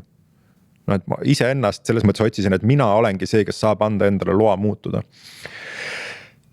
Ja võib-olla võib-olla ma liialdan selle või tõlgendan üle midagi, aga ma nagu mõtlen, kui ma mõtlen üliõpilaste peale, et sageli õppejõud nagu esimesel semestril juba märkavad ära, et kes see nagu nutikam on ja kes need kiiremad on. Ja siis me arvame, et nendel on kuidagi mingi suurem potentsiaal või mida iganes, aga ma kahtlustan ja see kogemus mõtlemiskursusega ka hetkel kinnitab seda, et sageli need on lihtsalt need inimesed, keda keegi on nagu suunanud või taibanud suunata varem juba lapsepõlves metamõtlemise juurde, kellele on antud võib-olla luba mõelda või kes on ise komistanud selle otsa, sest see võime tekib juba, siis kui tekib abstraktse mõtlemise võime 6, 7, 8 aastaselt seal hiljemalt. Ja siis sa saad juba hakata meta mõtlema. Ja kui sa oled seda 10 aastat teinud, mõtle, kui head mõtlemisharjumused sul on, kui sa ülikooli jõuad. Sul on nii palju paremad mõtlemisharjumused kui kõigil teistel. Su mõte on nii selge, et sa näiteks oskad olukordades, oskadki kiiremini reageerida ja kõik see, aga see ei ole see, et su nagu baastarkvara oleks kuidagi kehvem, lihtsalt sul on nagu, sa oled natuke rohkem treeninud seda sihukest hästi terast, selget mõtlemist. Või näiteks ongi, et see tudeng, kes on loengus väga aktiivne, sest ta küsib, sest tal on see nagu metamõtlemise kogu see nagu raamistik, et märgata, et ta on segaduses, tunda, et ma tahan aru saada, pidurdada kõiki neid nagu negatiivseid emotsioone ja takistusi, mis takistavad küsimist, eks ole, näiteks see, et kas ma käin teistele närvidele, kui ma küsin, ma ei taha võib-olla silma paista, eks ole, aktiveerida seda mõtet, et ma olen siia tulnud selleks, et õppida ja siis ta küsib ja arutleb ja õppejõud vaatab, et see tuleng on nii geniaalne, aga tegelikult on lihtsalt nagu vilunud metamõtleja. Ja mul on nii kahju, et nagu teised inimesed on 12 aastat käinud koolis ja nad jõuavad ülikooli ja nad ei ole kunagi seda kogenud. Et nad on lihtsalt nagu selles mõttes nagu maas, et nad ei ole seda vilumust treeninud, aga et see on lihtsalt oskus. See ei ole mingi võime, see ei ole mingi, et kas sul on või ei ole. See ei ole mingi talent. Ja, et kõik inimesed saavad metamõelda, kõik inimesed saavad mõelda oma mõtlemisest paremini ja juhtida ennast paremate mõtete suunas, anda endale luba muutuda, muuta oma meelt. Ja see on nii traagiline, kui inimene avastab selle 20-ndates, aga veel hullem on see, kui ta avastab selle 30-ndates, 40-ndates, 50-ndates või üldse mitte kunagi. Ja mulle tundub, et üks asi, mida me nagu tõsiselt on vaja täna, eriti nagu kõikide nende muutuste ja kriiside nagu tuules, mida sa nimetasid ka need keerulised teemad, on see, et inimesed rohkem mõtleks sellest, et miks ma nii mõtlen, miks ma nii usun, miks ma nii tunnen ja kas on võimalik, et ma saan nagu sellest midagi muuta. Et kas on võimalik, et ma ei pea uskuma neid mõtteid ja neid tundeid, ma ei pea aktsepteerima neid tõestena kuidagi paratamatutena, vältimatutena, et ma saan midagi teha selle suhtes. Ja siis on meil võimalik hakata peeglisse vaatama, on meil võimalik rääkida. Asjast nagu see päriselt on ju? Ütleme, me kunagi, ma arvan, ei saa teada, mis see päriselt on, aga et me saame vähemalt nagu rääkida üksteisega niimoodi, et me ei lähe nagu lühisesse sellest, et nüüd teine ütles midagi, mis on kuidagi mulle vastumeelne ja siis lähen lukku sellest. Või minu uskumustega kooskõla ei lähe. Ma tahangi tegelikult siin teha nüüd ma ei tea, kõrvalepõike võib-olla, et president Kersti Kaljulaidiga me rääkisimegi sellest, kuidas see ühiskondliku lõhestumise küsimus lõpuks taandub ka väga palju sükestele usu küsimustele, et meil on ehk siis ja see usu küsimus kõlab nagu nii, et meil on ka ühiskonnana justkui need mingid identiteedi nagu komplektid või sükesed levinud uskumused kogu ühiskonnas, mis kuidagi suunavad meie mõtlemist, et mis on meie kuidagi kollektiivina sarnased ja samas mõnel juhul need lähevad siis väga risti ja need on nii fundamentaalsed, et president ütles, et kui me läheme usu küsimuste juurde vaidlema, siis tegelikult pole mõtet vaielda, et need on need asjad, mis lihtsalt et see on väga raske neid ümber lükata. Ja siis ma tahtsingi küsida, et kuidas see nagu see usu küsimus, ma ei tea, meie tänapäeva siis kirjeldab või peegeldab, et näiteks meil on siin keskkonnakriis ja olles ise aktiivne sellel maastikul, siis ma näen, et väga palju seda andubki lihtsalt, ma ei tea, usu küsimustega, et mis me usume, mis on hea, mis on halb, kuidas me elada tahame, et kas meil on ka ma ei tea, Eesti ühiskonnas siin mingisuguseid selliseid uskusid, mis võib-olla ei ole religioonid või on religioonid, ma ei tea, mis nagu mõjutavad kogu seda, kuidas me otsuseid teeme. Ikka on jah. siin on tegelikult mitu nagu küsimust hakkavad hargnema siit, aga kui me võtame siit viimasest nagu kinni, et ma arvan, et näiteks üks asi, mille peale ma sageli mõtlen see, et enamik inimesi usuvad tehnoloogiasse ja progressi näiteks. Ja see on selles mõttes, see on usk, et räägid näiteks mingist keskkonnakriisist inimestega ja siis ta ütleb sulle, et noh, küll leiutatakse, küll lahendatakse, küll avastatakse midagi, mis noh, maagiliselt kõrvaldab kõik need probleemid, mille me oleme ise endale oma mõtlematusega tekitanud, eks ole. Ja kui nagu kuulata seda, et siis tundub, et nagu see tehnoloogia ja kõik see leiutis, mida leiutatakse, et see on nagu mingi maagiline substants või nagu maisemalt nagu mingi makroflex või mida saad igasse prakku kuidagi lasta, ükskõik mis kuskilt mureneb, et ikka siin küll midagi leiutatakse. Aga et see on selles mõttes nagu, see on usk, et sa otseses mõttes ju, see on palvetad Deus ex machina poole, et ootad, et tuleks jumal masinast, otseses mõttes, et noh, tehnoloogiline preesterkond, eks ole, teeb mingit tööd ja siis kuskilt see lahendus nagu maagiliselt ilmub välja.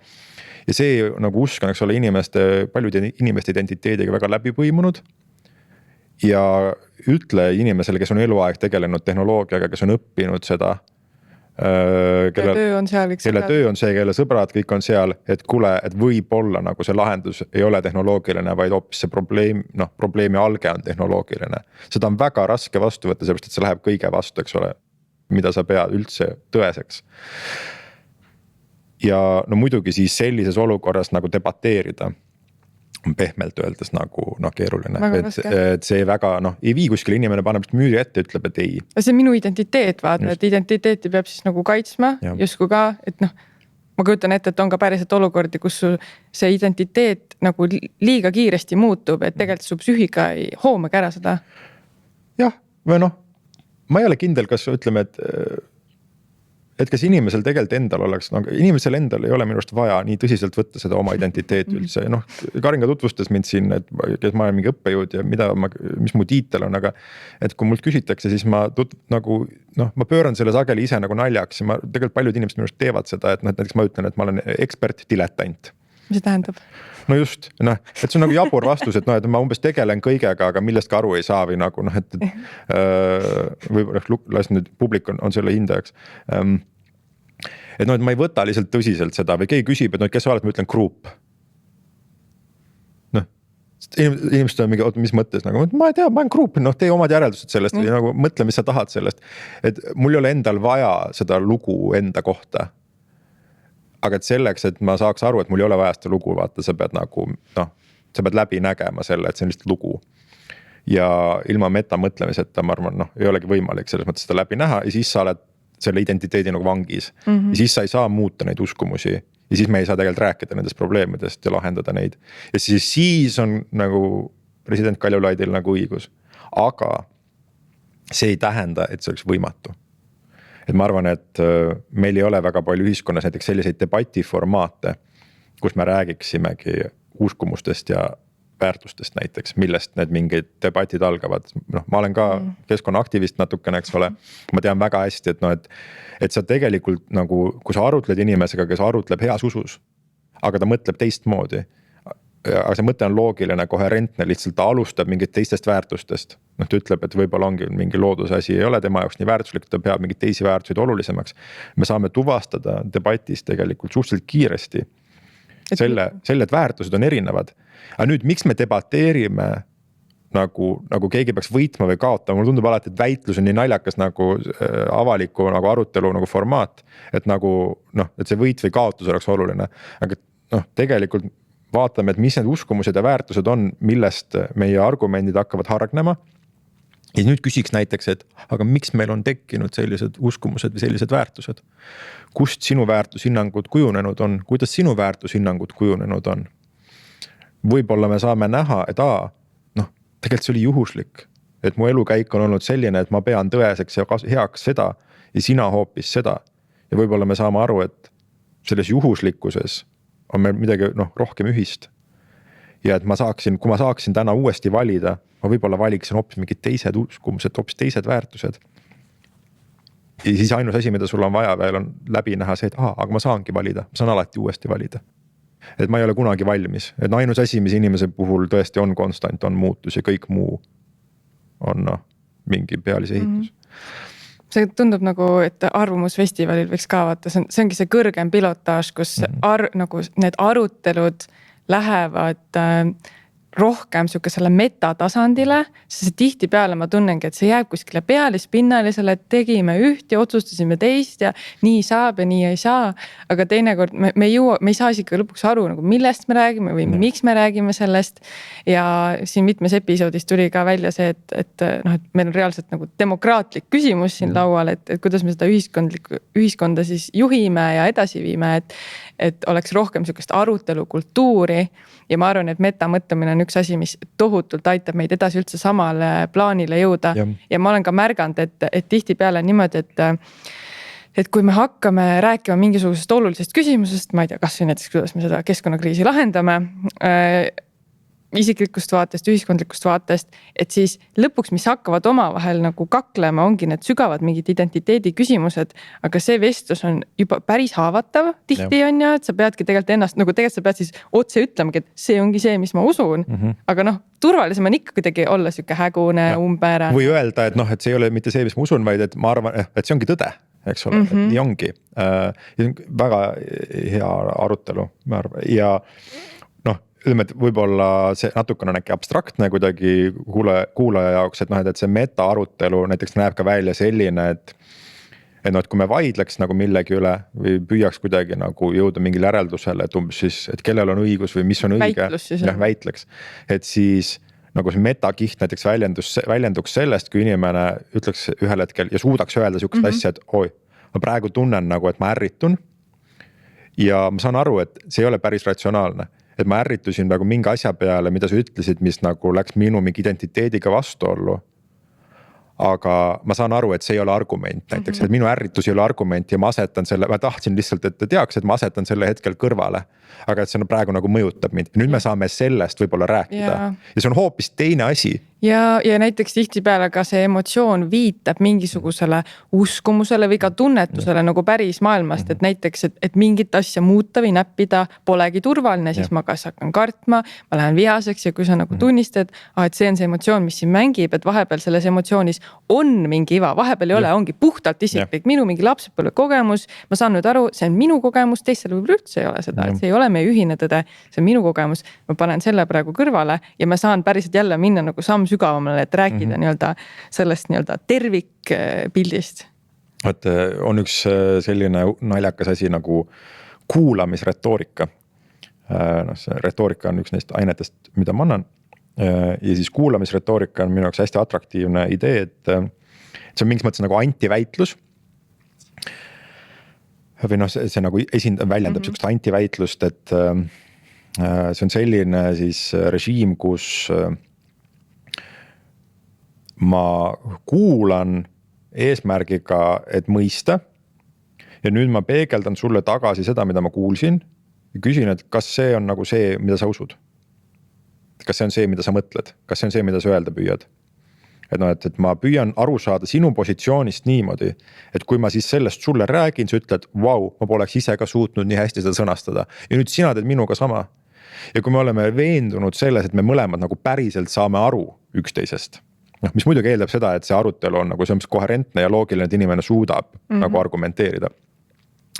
Aga kui me oleme aru saanud üksteisest ja me usaldame, et me saame üksteisest aru ja me ei räägi üksteisest mööda ongi, me saan arvamusfestivalil ja paljudel sihukeste nagu mingites formaatides, enamasti inimesed isegi kasutavad samu sõnu, aga räägivad jumala erinevatest asjadest, eks ole, või lihtsalt on mingid suvalised repliigid kuidagi. Et nüüd, kui me oleme võtnud ja leppinud kokku, et me usaldame nüüd üksteist piisavalt, et ma tean, et sa tead, et me nagu saame üksteisest aru. Nüüd me saame hakata rääkima siis nendest väärtustest ja uskumustest ja identiteedist ja kõigest sellest, mis siin all on. Mis on siis see, kust tegelikult see erinevus tuleneb. See kõlab nagu mingi elu parim suhtenõu ka, et true connection, me päriselt saame üksteisest tõesti aru. Ja, aga eks miks me seda nagu ei tee, miks me ei viljele seda, seal on kindlasti palju põhjuseid, aga see nõuab kohutavalt palju aega. et noh, et sa ei tee ERR-is seda mingit poliitikute väitlussaadet niimoodi, et sul on tund aega seal, eks ole, kus on mingi 7 inimest stuudios või palju iganes. Ja siis noh, sa ei jõua 60 minutit jagatud 6 või 7-ga, et 10 minutit räägin ja siis me nüüd see ei ole võimalik. Et see on võimalik siis, kui 2 inimest peavad nagu vestlust, mis vältab tunde või päevi või isegi nagu aastaid.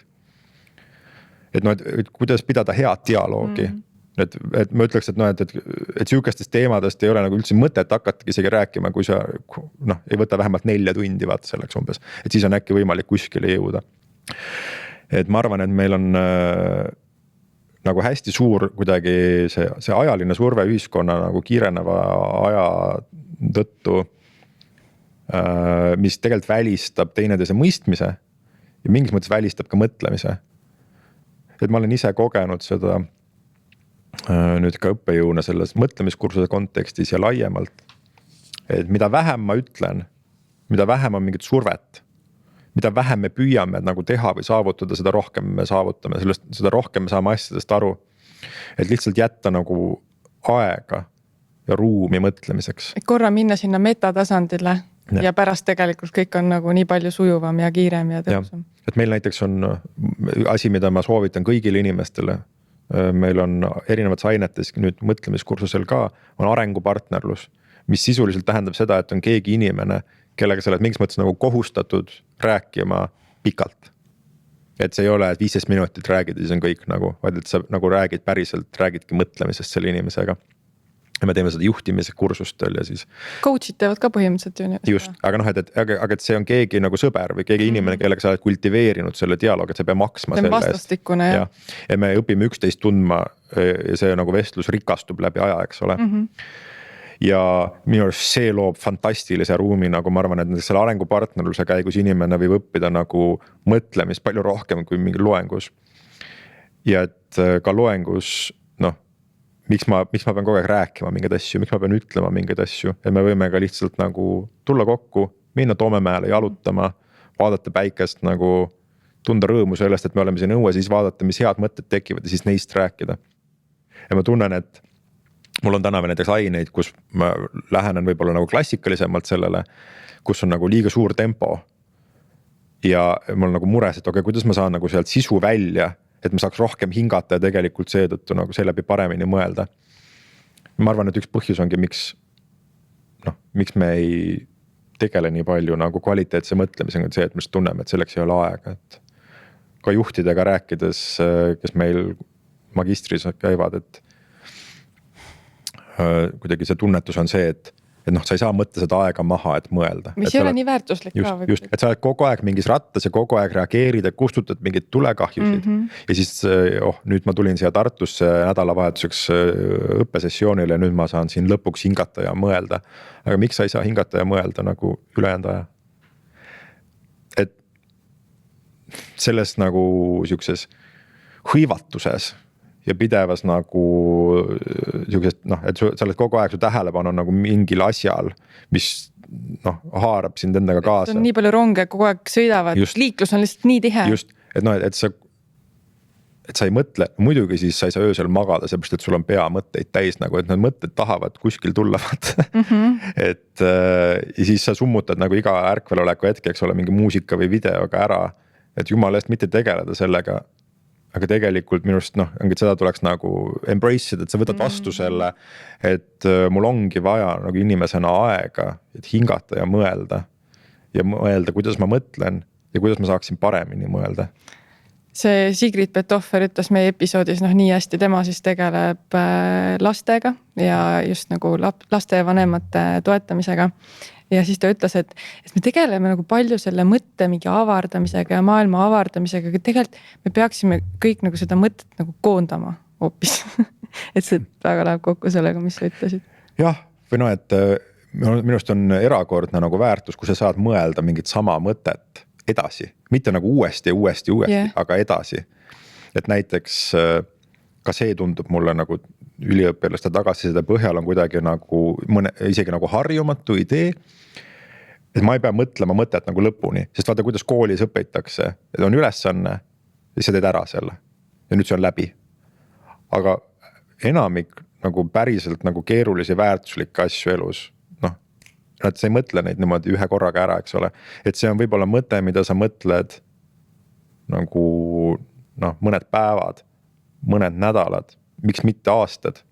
Ja sa ei pea sellega kogu aeg tegelema, aga see on nagu koht, kuhu sa saad tulla tagasi. Ja siis jälle jalutada natukene edasi ja siis minna jälle ära ja siis jalutada jälle natukene edasi. Et tulles nagu, vaata sinu kõige esimene küsimus oli, et kuidas ma selle mõtlemise teemani olen jõudnud, ongi pikalt.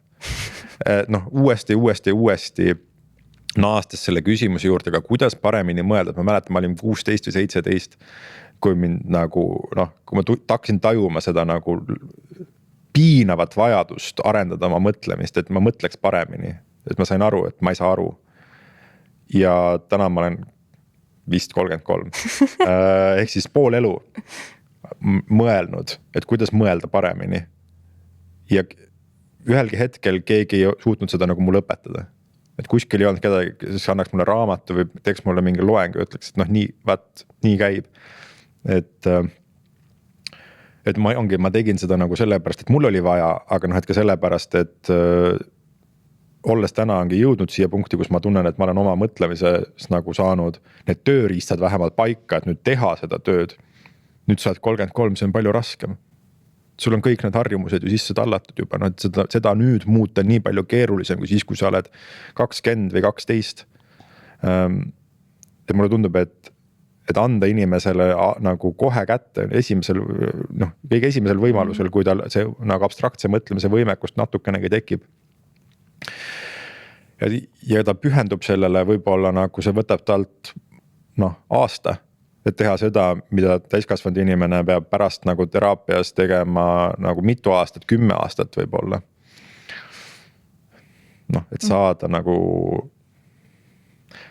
inimene sellesse kohta, kus ta isegi nagu naudib seda, et ma saan mõelda, ma saan areneda mõtlejana iga kord, kui ma mõtlen. Et enda peas on nii tore olla. Ja nii huvitav kuidagi, eks ole, et sa ei ole oma peas sellepärast, et seal on mingi vastik ja sa üritad nagu mingi ära tõrjuda mingeid asju, vaid sellepärast, et see on tore ja mõnus ja huvitav.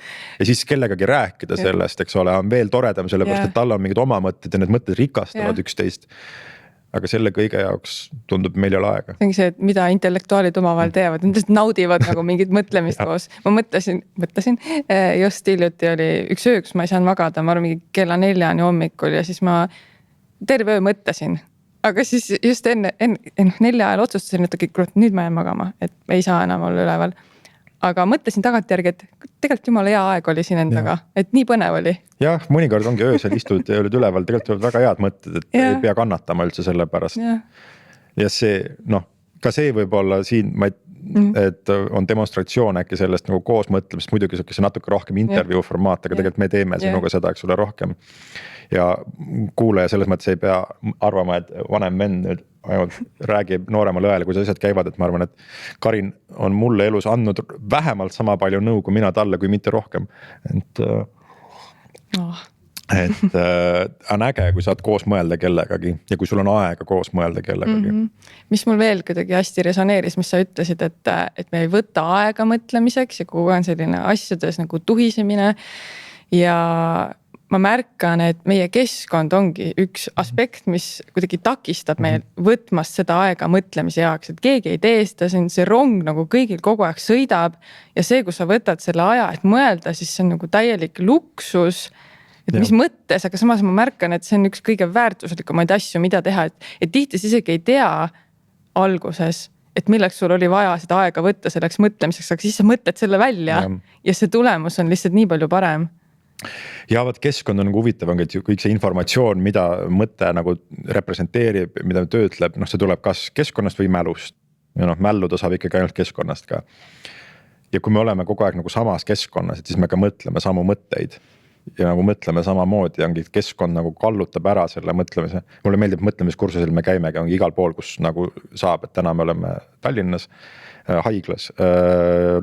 Mõni päev jalutame Toomemäel, istume maja taga muru peal, lähme lihtsalt teise ruumi.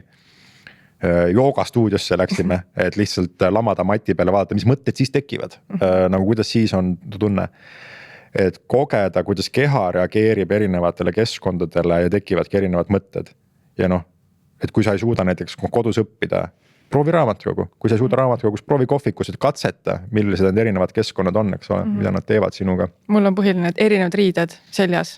No uskumatu, kui palju see mu mõtlemist mõjutab. Kui on mugav riie versus kodus, et sa kodus istud nagu, sa ei pane teksapüks seal, kõik paned dressipüksid, mõnusam, mugavam, kohe tulevad paremad mõtted. Nii palju parem. No, et ma just mõtlesin, et me peaks tegema ühe loengu, kus kõik tulevad nagu mingi dressides või hommikumantlites, pidžaamades ja padjad kaasa ja lihtsalt istume põrandal ja tunneme, et kas nii on mugavam või.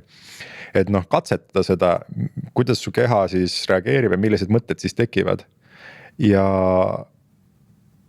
see, mulle tundub, et keskkonna rolli ei ole nagu fikseeritud, et nagu ta sõltub hästi paljudest iga hetke nagu igas hetkes keskkonna roll sõltub ka sellest, millises keskkonnas sa parajasti tuled.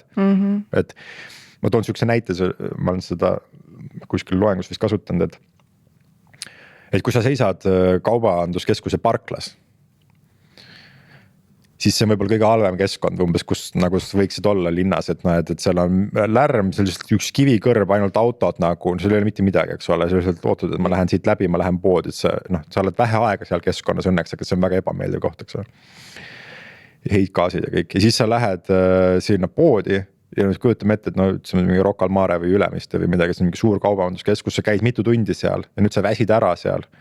Ja sa ei jõua ära oodata, et sa saaks koju ja nüüd sa tuled sealt uksest välja, vahepeal on pimedaks võib-olla läinud.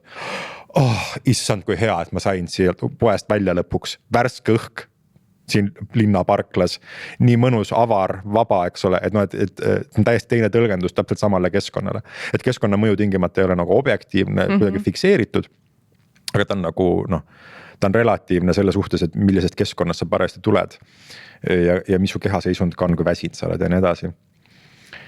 Et see on nagu minu jaoks naljakas idee, ma unustasin nüüd mingi mõtte ära, mul läks midagi siin kaduma kuskil, aga et see on selles mõttes nagu naljakas idee, et sa saad tegelikult reguleerida oma mõtlemist. Ongi lihtsalt läbi selle, et kuhu ruumi sa ennast paned ja siis vaatad, mis saab nagu, et kas sul on see koht nagu maailmas, kus sa tead, et sul tekivad nagu need kõige paremad mõtted. Et kui sul on vaja mõelda, sa lähed sinna, siis on nii head mõtted kohe. Ma arvan jah, et siin on oluline lihtsalt rõhutada seda, et mõtted ei olegi ainult kuidagi sinu mingi sisekaemuse tulemus, et tihti peale need välisfaktorid ikkagi mängivad olulist rolli ja ka nendest on kasulik teadlik olla ja sa saad juhtida seda keskkonda enda ümber ja toetada ka sellega enda mõtlemist. Vaat nüüd tuli meelde sellega, et ma arvan, et ongi, et keskkonda ma sageli isegi nagu ei teadvusta, et see on olemas nagu, et mul on natuke sihuke tunne, et inimesed teleporteeruvad kodust tööle, töölt poodi ja poest koju. Ja see, et vahepeal sa oled olnud nagu mingis ruumis, mingis keskkonnas, mis on teistsugune, tegelikult isegi ei teadvusta, on auto, eks ole, on kabiin, nagu sa oled seal lukud, aga et sa tegelikult ei kogegi keskkonda, aga isegi kui sa kõnnid linnas. Ja kus ma tean seda, et see võib-olla ei registreeri isegi seda kõndides. Ma andsin tudengitele sihukese ülesande ja ma olen ise teinud seda, see on väga tore. Et kui sa kõnnid mingil tänaval, mis on tuttav, võib-olla sa oled 10 aastat kõndinud seal tänaval. Vaata üles. Lihtsalt pööra pilk ülesse. Ja ma olen Tartus elanud 14 aastat nüüd. Ja ma iga kord, kui ma teen seda kuskil kõndides, ma avastan jälle midagi uut. Sellel majal on siuke rõdu või?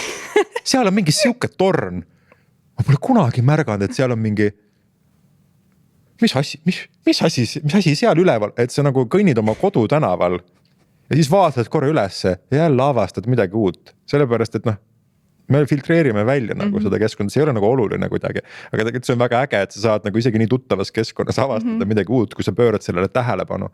Ja mulle tundub, et meie tähelepanu on nii suur vara nagu ja me anname selle nii sageli ära ongi mingitele ettevõtetele, kes tahaksid, eks ole, et me istuksime Instagramis ja YouTube'is ja Facebookis. Tahavad meie mõtlemist mõjutada et me ostaks mingeid asju, eks ole, nad näitavad meile reklaame seal. Aga et võida oma tähelepanu nagu tagasi, suuna oma tähelepanu mingitele asjadele, mis lihtsalt nagu üllatavad, valmistavad sulle nagu rõõmu, mis annavad sulle selle nagu vaba hingetõmbe hetke korraks, kus nagu ise mõelda. Et mina ütlen seda inimesena, kes ongi oma telefoni külge nagu liimitud, eks ole, et see on nagu ongi mingi peaaegu sõltuvuskäitumine, et see tõmbab kogu aeg mu tähelepanu ära, isegi kui ma kõik notification'id asjad välja lülitan, mu tähelepanu läheb ikka sinna ja ma ei märka kõiki neid asju enda ümber, mis võiksid viia mu mõtlemise hoopis kuskile teise kohta. Et lihtsalt see maailm sellisena, nagu ta on lõpmatu meelelahutusallikas. Jah, kui sa ainult oskad oma pilku pöörata. Ja õigeid küsimusi küsida, mõelda. Just, täpselt. Ja, et ka kõige igavama asja saab tegelikult väga huvitavaks muuta, kui küsida neid põnevaid küsimusi. Kui juures on hulk inimesi, see on populatsioonis siuke 10-15%, ma olen kunagi uurinud seda, tegelenud sellega, kelle jaoks kogu elu on mäng, kes nagu leiavad igas asjas mingi huvitava nurga üles, kellel ei ole mitte kunagi igav, neil on alati äge, sest neil peas kogu aeg mängivad mingeid naljakaid mänge. Ja ka see mängu nagu põhimehhanism on see, et nad oskavad oma tähelepanu suunata kuidagi mingitele asjadele ja küsida ongi üllatavaid küsimusi või anda mingi üllatav nagu raamistus sellele või mingi lõbus raamistus. Et kunagi uurisin inimesi, kes töö käigus nagu mängisid. Mul on meeles üks näide, mis ei puudutanud nagu otseselt tööd, aga see oli naljakas, et inimene ütles, et ja kui ma, ta oli rääkinud just oma tööst pikalt ja kui ma käin teatris ja kui ma istun rõdul, et siis kui ma ootan, et etendus hakkaksid, siis ma lihtsalt vaatan alla ja loen kiilaspäid kokku. Et kogu aeg midagi toimub. Et on inimesed, kelle jaoks on nagu nii lihtne on nagu nautida elu kuidagi. Ja see on nagu aastakümneid tegelikult teada, et selle kohta on kasutatud mõistet autoteeliline isiksus. Et neid on umbes 10-15% populatsioonis, üks väga mängulisi inimesi. Aga tegelikult ma arvan, et see on ka lihtsalt oskus, et osad inimesed nagu, kõik lapsed oskavad ju mängida, osad inimesed lihtsalt ei lõpeta mängimist ära ja siis nad saavad selles jube heaks. Ja et see on mõtlemisharjumus. Mõtle, kui hea mõtlemisharjumus see on, et et ükskõik mida sa teed, ükskõik kuhu sa lähed, su mõte mõtleb selle olukorra kuidagi huvitavaks, toredaks, naljakaks, põnevaks, lõbusaks. Ja mingi teine inimene istub seal samas olukorras ja kannatab. Ja kui palju ma unistan sellest, et ma oleks siuke inimene, et mul oleks see harjumus jäänud külge, et kui sa lapsena oskasid mängida, et sa ei unustaks seda ära, et sinust ei treenita välja seda nagu seda sinust koolis kuskil, kus on õiged ja valed vastused, et sa oskad nagu läheneda mänguliselt, aga et mul ei ole neid harjumusi täna, et nüüd ma pean nagu treenima neid harjumusi ja siis see on kõik palju aega nõudvam. Ja mulle tundub, et nii palju asju me saaks teha nagu lihtsalt inimeste jaoks nagu paremaks, kergemaks ja elu nii palju nagu lihtsamaks. Kannatusi vähendada. Vähendada lihtsalt just kannatusi, kui me ainult õpetaks inimestele seda, et kuidas mõelda oma mõtlemisest ja kuidas oma mõtlemist ise reguleerida ja suunata ja anda inimestele nagu esimesest hetkest, kui ta on võimelised seda kasutama, need tööriistad kätte ja öelda, et see on niimoodi käibki hea elu, et sa ise mõtled selle nagu heaks. Aga me ei tee seda praegu. Nii sa juba vastasidki sellele küsimusele ka ära, et miks on oluline kuidagi ühiskondlikult seda metamõtlemist arendada, et see lihtsalt muudab meie kõigi elu paremaks tõenäoliselt. Toredam on, lihtsam on nagu et ma loodan, et kõigil inimestel on see kogemus sellest, et tõesti oli mõnus mõtelda ja ta mõtlesid midagi välja, said rõõmu sellest, et sa mõtlesid. Et kogu aeg mõtlemine ei ole ainult kannatus ja vastik ja nagu tüütu ja valus. Aga ma tean, et on inimesi, kelle jaoks on nii. Mõtlemine on ainult nagu eelkõige negatiivne nähtus. Ja neid kogemusi, kus sa tunned rõõmu lihtsalt mõtlemisest on nii vähe. Meil on aines need harjutused, mida peab tegema. Ja siis iga harjutuse lõpus on lause, et täna ja tunnusta ennast metamõtlemise eest. Täna ja tunnusta ennast selle eest, et sa mõtlesid ja iga nädal on reflektsioonis küsimus, mida sa oma mõtlemises nagu avastasid või kogesid, mille üle võiks rõõmu tunda. Et lihtsalt nädalast nädalasse uuesti kultiveerida positiivsed emotsioone mõtlemise suhtes, et inimene siiralt istuks ja mõtleks, aga tõesti, ma tunnengi rõõmu sellest, et ma mõtlesin. Ja kui nädalad muidugi ei ole vennad, mõni nädal on raskem, siis ütled, see nädal oli raske. Ma leidsin mingi killukese nagu lohutust kas või sellest, et nüüd see nädal on läbi, järgmine tuleb ehk parem. Ja siis ma tunnen jälle mõtlemisest rohkem rõõmu. Et kus on see? Kus me kultiveerime rõõmu tunnet mõtlemise suhtes? Üks asi veel, mis sellest mõtlemise treeningust, mul on mälestus sellest, mis oli nagu oluline osa, on see, et sa pead ennast tunnustama juba püüdluse eest teha teistmoodi, et isegi kui sa ikkagi läksid seda vana rada ja sa läksid seda vana harjumuse teed ja sul ei õnnestunud võib-olla see olukord nii hästi, et siis sa tunnustad ennast selle eest, et sa märkasid, et oleks saanud teha paremini näiteks? See on väga hea, võib-olla me oleme pikalt rääkinud, anname siis ühe päris nagu konkreetse tööriista siia lõpetuseks, et kuidas muuta harjumust. See on see harjumuse muutmise mudel, mida Karin võttis kokku praegu. Et selleks, et muuta harjumust, on vaja alguses kavatsust. Et ma pean seadma kavatsuse teha teisiti.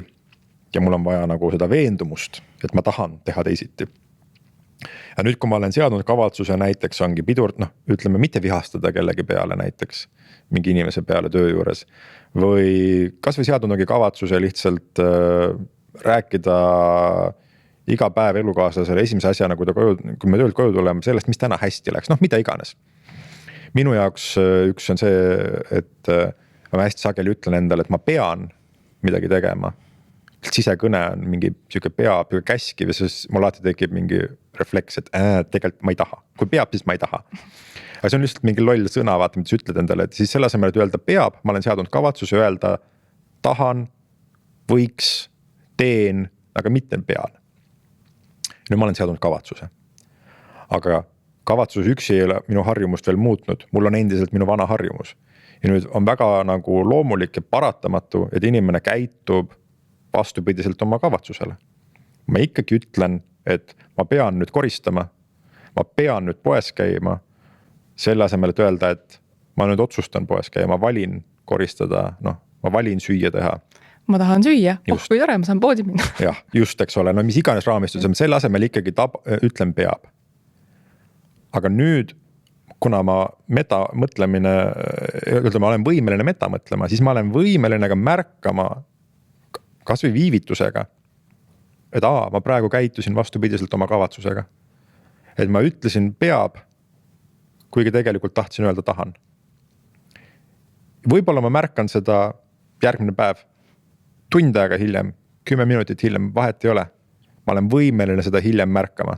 Et võib-olla su kavatsus ongi mitte nagu töö juures ärrituda mingi asja peale ja siis sa ärritusid ja siis sa tegid seda asja ärritusest, saatsid mingi kirja, mida võib-olla oleks pidanud saatma ja sa alles mingi paar päeva hiljem laksad endale vastu pead ja mõtled, pagan, jälle. Ja nüüd, mis inimesed sageli teevad, kui nad käituvad vastupidiselt oma kavatsusele, on see, et nad asuvad ennast kuidagi kritiseerima, süüdistama, materdama, eks ole, lollpea, miks sa tegid niimoodi, kas sa siis tegelikult ei taha, et kas sul ei olnud piisavalt tugevat kavatsust või nagu kavatsus üksi saaks harjumust muuta. Aga kõik see negatiivne nagu tagasiside iseendale, see ei muuda mitte midagi, see ei aita mitte kuidagi kaasa. Aga ma olen võimeline märkama ja nüüd mida teha siis selle märkamisega, selle asemel ennast kritiseerida ongi, nagu Karin ütles, tunnustada ennast märkamise eest. Mitte tunnustada ennast selle eest, et ma käitusin vastupidiselt oma kavatsusele, aga tunnustada ennast selle eest, et ma panin tähele, et ma küll kavatsesin öelda tahan, aga ütlesin pean. Väga hea, et ma seda märkasin. Ma korrigeerin kohe oma käitumist ja proovin järgmine kord märgata varem. Ja nüüd, kui sa teed lihtsalt seda, et sa tunnustad ennast selle märkamise eest, siis mis hakkab juhtuma on see, et see viivitus, mis märkamiseni viib ja märkamise ja käitumise vahele jääb, see viivitus väheneb. Et sa märkad tund aega hiljem, siis sa märkad 50 minutit hiljem, 10 minutit hiljem, minut hiljem, 10 sekundit hiljem, sekund hiljem. Ja nüüd sa märkad varem. Ja nüüd sa märkad enne, sul juba on peas see, et ja ma ütlen kindlasti, et tahan, mitte pean. Ja ma olen lihtsalt seda kogenud ongi, et tehes selle meetodi järgi, et ma hakkan juba sama lause sees märkama ja ma saan kohe ennast korrigeerida. Ja ainus, mis selleks vajalik on kavatsus, erinevuse märkamine ja märkamise tunnustamine. Ning kui sa teed seda, lihtsalt seda, muidugi see võib võtta tugeva harjumuse puhul väga kaua aega, siis sul on pidevalt progress ja see harjumus lõpuks muutub. Vana harjumus kaob ja uus harjumus tekib asemele.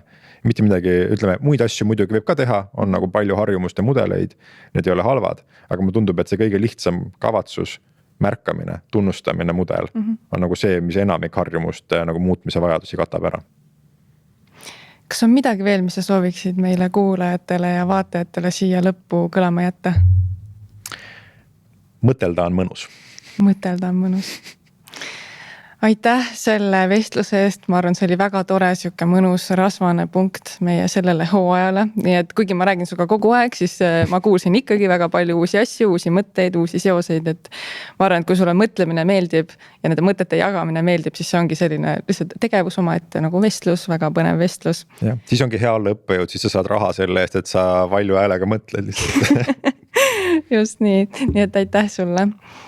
Ja aitäh ka meie kuulajatele ja vaatajatele, et te olete olnud meiega kogu see hooaeg ja see tänane episood, mis on ajaliselt pikem kui kõik varasemad.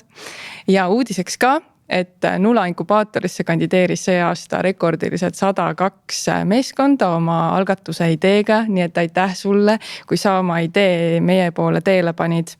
Nii et tõesti, mul on väga hea meel selle üle ja kõigile, kes see aasta oma ideed ei esitanud, siis ei ole vaja muretseda.